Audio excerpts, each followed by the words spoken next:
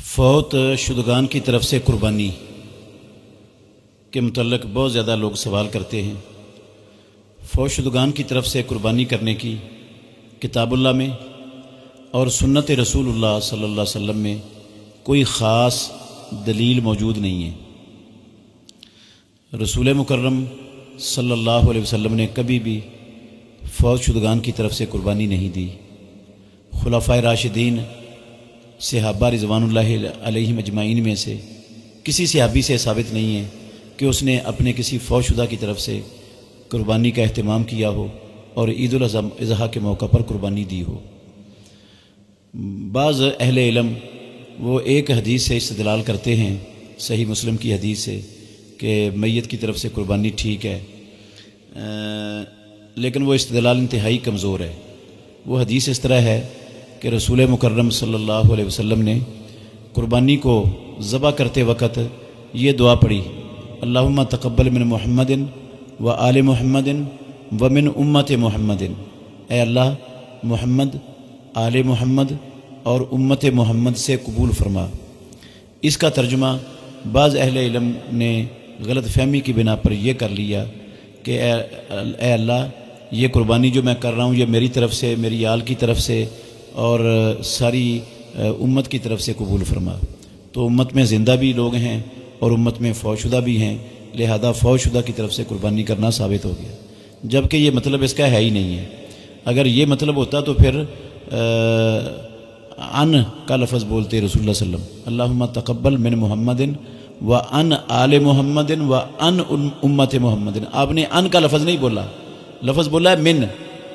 مطلب اس کا ہے آپ دعا فرما رہے ہیں کہ یا اللہ، میری قربانی بھی، میری آل کی قربانیاں بھی اور میری امت کے جتنے لوگ قربانیاں کر رہے ہیں تو سب کی قربانیاں قبول فرما لے۔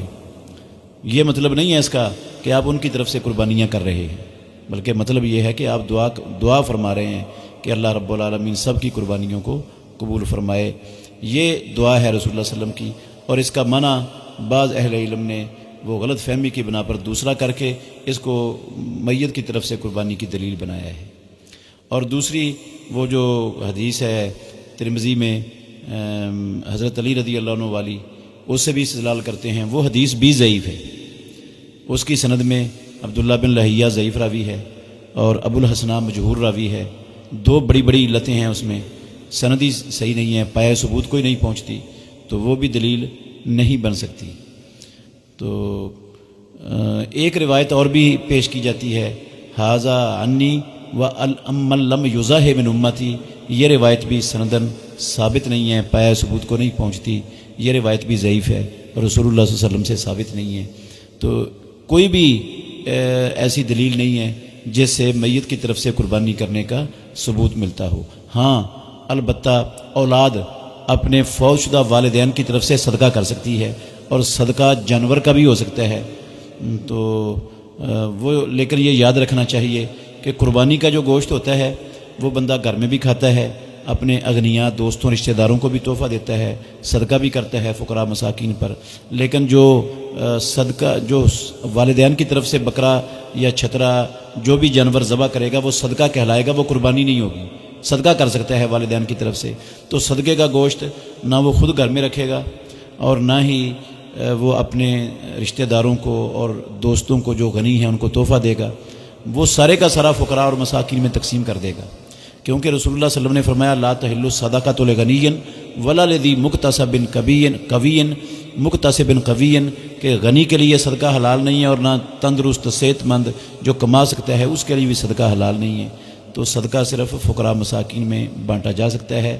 دلیل اس کی صحیح بخاری میں حدیث ہے، حضرت سعد بن معاذ کی والدہ فوت ہو گئیں تو انہوں نے رسول اللہ صلی اللہ علیہ وسلم سے ان کے لیے صدقہ کرنے کی اجازت مانگی تو آپ نے صدقہ کی اجازت دی تھی۔ یہ صرف اولاد کے ساتھ خاص ہے، اولاد اپنے فوت شدہ والدین کی طرف سے صدقہ کر سکتی ہے، خامد اپنی بیوی کی طرف سے نہیں، بیوی خامد کی طرف سے نہیں، ماں باپ اپنی اولاد کی طرف سے نہیں، بہن بھائی کوئی رشتہ دار ایک دوسرے کی طرف سے صدقہ کرے تو اس کا بھی فائدہ ملتا ہے۔ اس کی کوئی دلیل کتاب اللہ میں اور سنت رسول اللہ میں نہیں ہے۔